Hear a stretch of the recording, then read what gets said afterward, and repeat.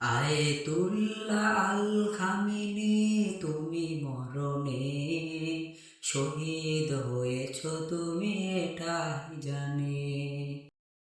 দেখা তো হবে না আর এই জীবনে, দেখা হবে জান্নাতে ফুল বাগানে।